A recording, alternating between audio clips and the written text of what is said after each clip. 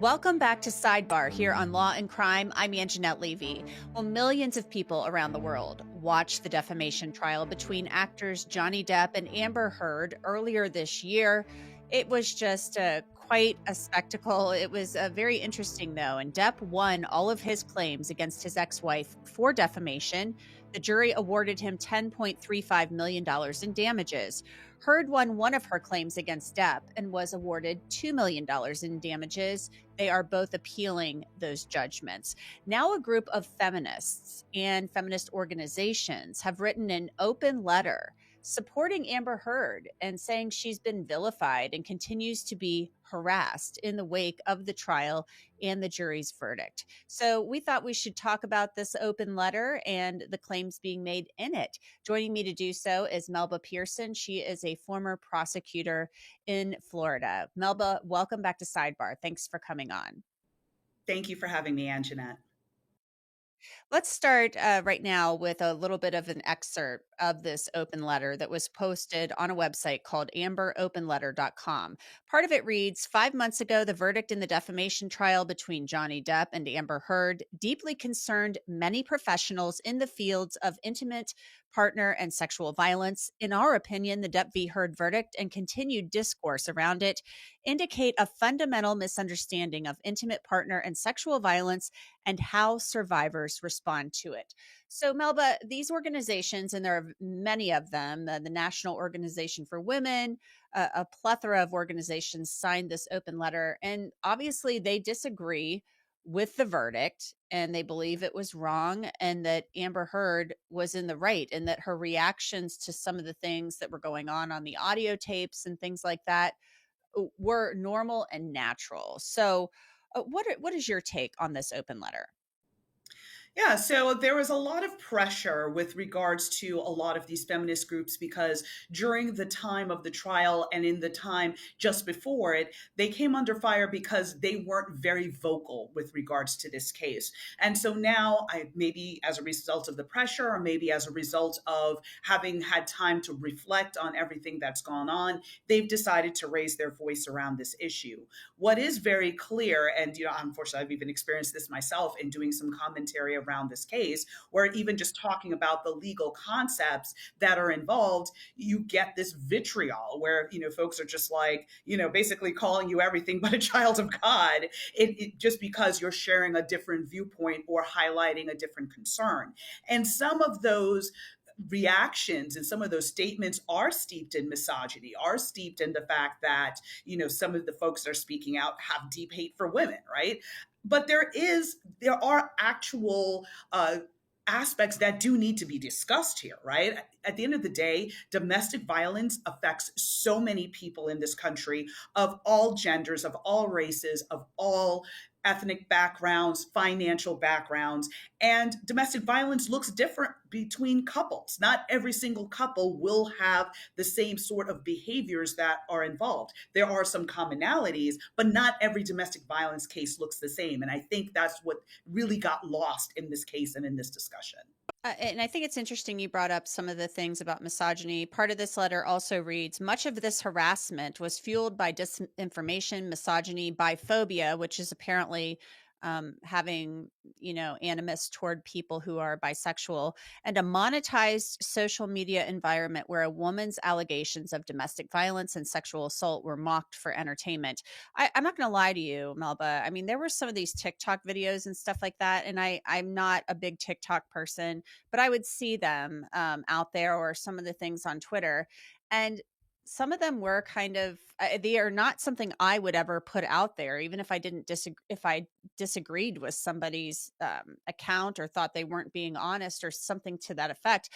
I would never have put these things out there where they're kind of like reenacting what she claims happened to her with a sexual assault and things of that nature. So, um, but at the same time, I think it's interesting because there are a lot of female domestic violence victims who've been on Twitter and other social media platforms who said that they believed Johnny Depp. And even Rihanna, the singer, she had a fashion show, or a Savage X Fenty fashion show, and she is a survivor of domestic violence, and she invited Johnny Depp on. So there are people who obviously believe Amber Heard, but there are also people who believe Johnny Depp.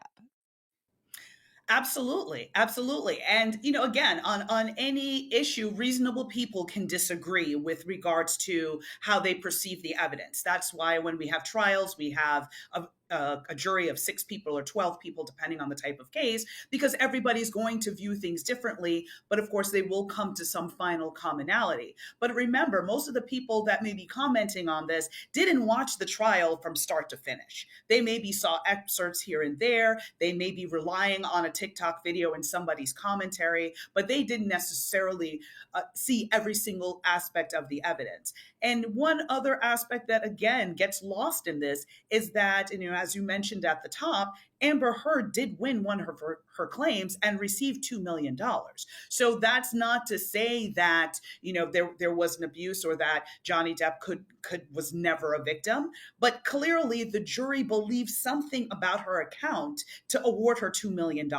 There was some aspect that they found credible, which resulted in that verdict, because they did not have to award her any money at all if they thought that she was completely lying. So that was, again, this is all very complicated because domestic violence involves people, and people can be complicated. People react differently to different things. A lot of people say objectively that, well, if I was in a domestic violence relationship, that would never happen because I would hit them and I would do X, Y, Z, A, B, C. Well, you don't know that until you're in that situation, and you don't know how you're going to react. And there are a lot of factors at play, including finance, sometimes including children, including pets, because sometimes an abuser will use the pet as leverage and threaten to harm the pet, which is something that, the person is very bonded to, and that's a way of attacking them. And sometimes there's that back and forth because of the underlying toxicity that's in that relationship. So all of those things come into play when you're trying to analyze and break down what exactly happened in a particular case, which makes these cases very challenging. As a former domestic violence prosecutor, you have to wade through all of those things to figure out what happened and be able to present the best case you can. And I do want to go back to just one thing that you brought up about the one claim that Amber Heard won. She lost her 2 other claims, but won one. And these were based on comments made by Johnny Depp's lawyer, Adam Waldman, where he basically said that Amber Heard and her friends concocted a hoax and spilled wine on the floor on this one crucial night in their relationship where 911 was called. And he said that was all staged. So I would love for one or even two, just one juror to come out and explain to us like how they reached these decisions. It would be really interesting to hear.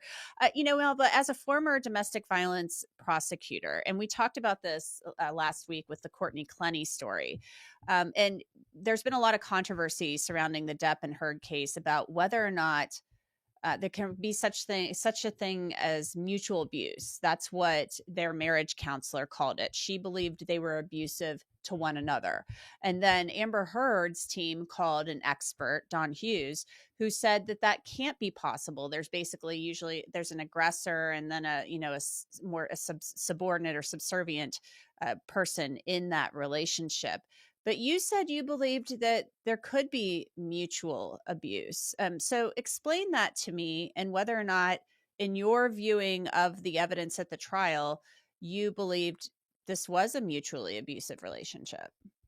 Sure. So when we talk about a mutual abusive situation, it's very nuanced. So you can't just say, oh, this was definitely mutual abuse and that's the end of it. You have to really dive into the facts, because sometimes someone who is an abuser will say, well, you pushed me, so you started it, therefore, you are equally as responsible as I am. So that's a way of deflecting blame away from themselves and away from their actions, right? There's the concept of self-defense, where basically if somebody pushes you and abuses you, and you push them back in self-defense to be able to escape, or whatever the case may be, that is not mutual abuse, right? So we have to be very careful with regards to the language and the nuance. But when I speak of mutual abuse, I think of a mutually toxic relationship where each of you will attack one another, harm one another, and it's not as necessarily a result of something that happened right at that moment, but it's just you're both in a very unhealthy place. The question is one of these parties trying to seek help and change their behavior? Does the person realize that what they're doing is unhealthy and that they need to seek help?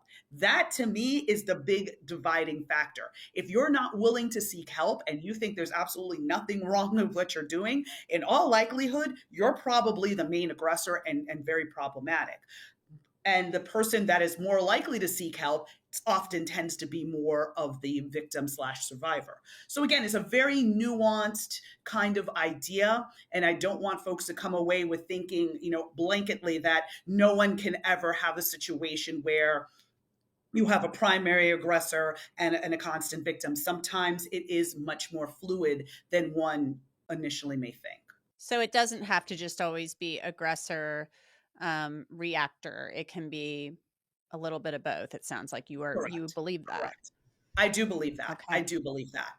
That to me is what would be a toxic relationship. Yes. Well, Melba Pearson, a former prosecutor, and she handled domestic violence cases. Thank you for coming on, for your time and your insight. It seems like people are just continuing to talk about this case. Obviously, the jury believed that Amber Heard made it up. I mean, they basically called her a liar, but then also found one count for her for the comments of Adam Waldman. So we appreciate you coming on to talk about this open letter. Thank you so much, Anjanette.